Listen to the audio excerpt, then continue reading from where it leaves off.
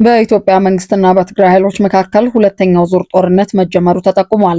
በዚህም የትግራይ ኃይሎች ከኢትዮጵያ ሰራዊትና ከአማራ ሚሊሻዎች ጋር እየተዋጉ ስለመሆኑ ተነግሯል።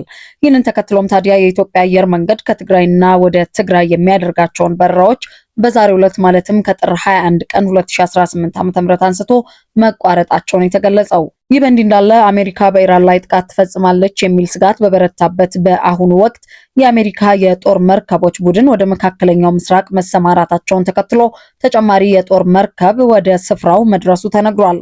ጤና ይስጥልኝ አድማጭ ተመልካቾች፣ ኢትዮ ሪፖርቶች ነን። በዛሬው ቆይታችን በኢትዮጵያ መንግስትና በትግራይ ኃይሎች መካከል ተቀስቅሷል ስለተባለው ዳግም ጦርነትና ከሰሞኑን መነጋገሪያ ስለሆነው የአሜሪካና የኢራን ጉዳይ በስፋት እንመለከታለን። ቪዲዮ ለሌሎችም እንዲደርስ ላይክ፣ ሼር እና ሰብስክራይብ አድርጉ። መልካም ቆይታ ከኢትዮ ሪፖርት ጋር።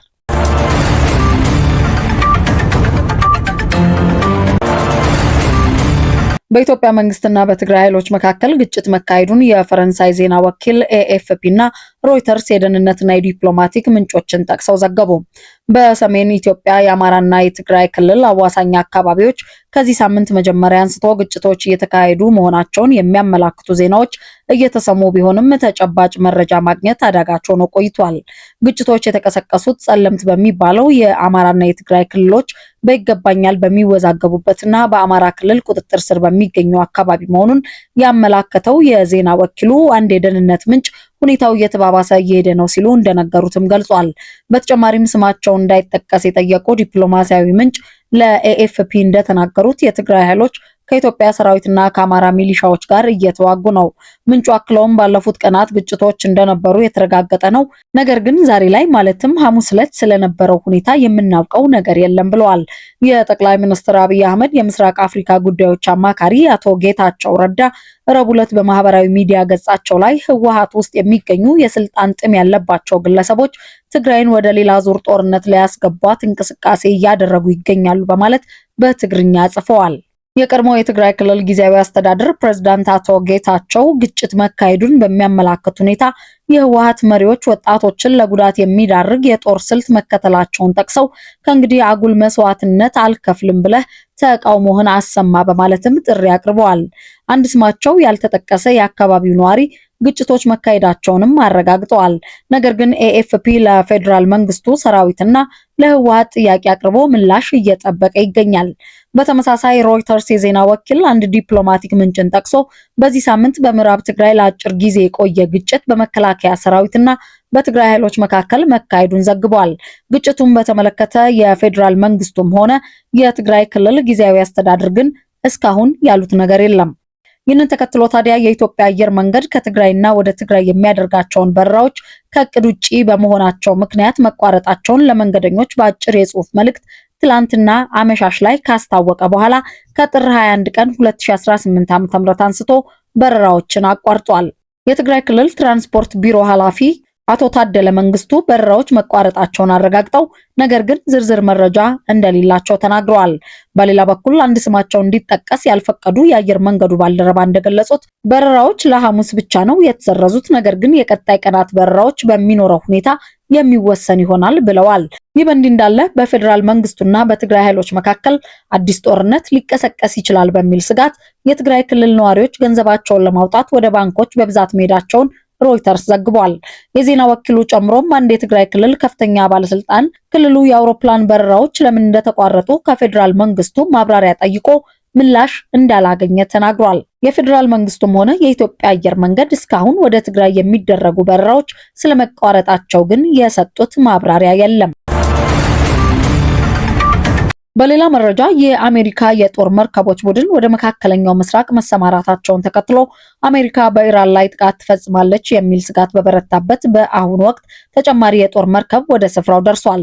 ዘመናዊው የጦር አውሮፕላንና መርከቦችን እንዲሁም ሚሳኤሎችን ማውደም የሚችለው ዩኤስኤስ ዴልበርት ዲብላክ የተባለው በስዊዝ ካናል በኩል በማቋረጥ ወደ ባህረ ሰላጤው አካባቢ ሲያመራ ረቡዕ ዕለት መታየቱን የባህር ላይ እንቅስቃሴን የሚከታተለው ማሪን ትራፊክ የተባለው ድረገጽ አመላክቷል።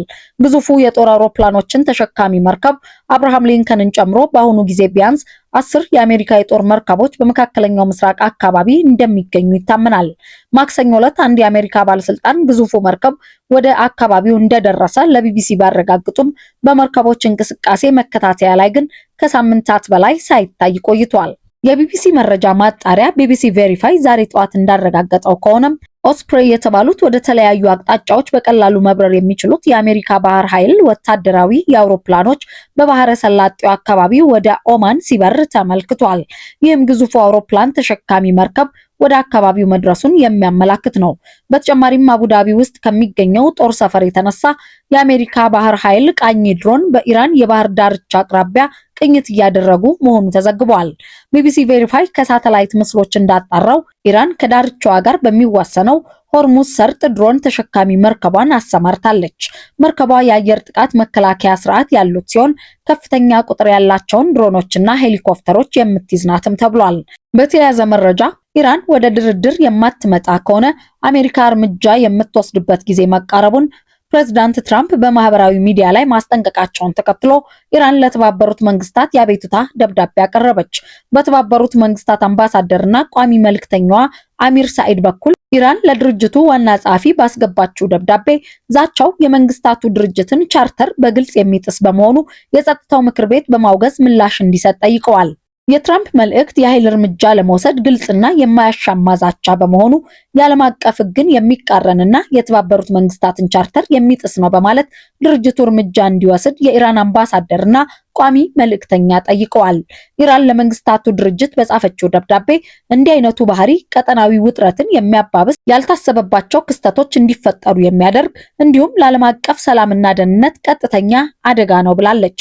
ደብዳቤው ጨምሮም የትኛውም አይነት ጠባጫሪነት ወይም ወታደራዊ ጥቃት የሚፈጸም ከሆነ ኢራን ሉዓላዊነቷን፣ የግዛት አንድነቷንና ህዝቧን ለመከላከል ሁሉንም አስፈላጊ እርምጃዎች ትወስዳለች በማለትም አስጠንቅቋል። በሌላ በኩል ሁለት ከፍተኛ የአሜሪካ ባለስልጣናት የኢራንን ጉዳይ በተመለከተ ከእስራኤልና ከሳውዲ አረቢያ የመከላከያና ደህንነት ባለስልጣናት ጋር ሊመካከሩ እንደሆነ የአሜሪካው አክሲዮስ ዘግቧል።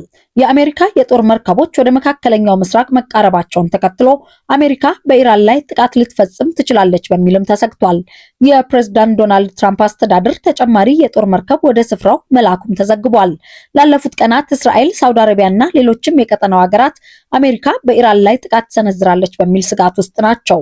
በኢራን ውስጥ ያሉ ኢላማዎችን በተመለከተም እስራኤልና አሜሪካ መረጃ እየተለዋወጡ እንደሆነ የአሜሪካው መገናኛ ብዙሃን አክሲዮስ በድረገጹ ያወጣው መረጃ ይጠቁማል።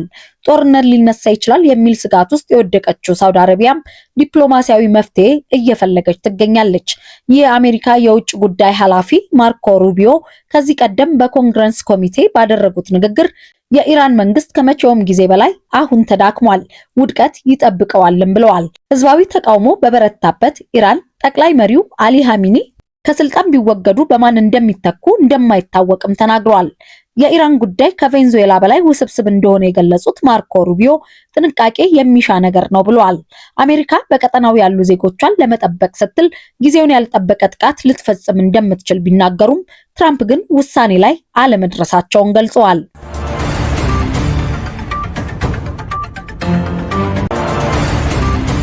ውድ የኢትዮ ሪፖርት ቤተሰቦች ለዛሬ የያዝነውን መረጃ እዚህ ላይ ያበቃን።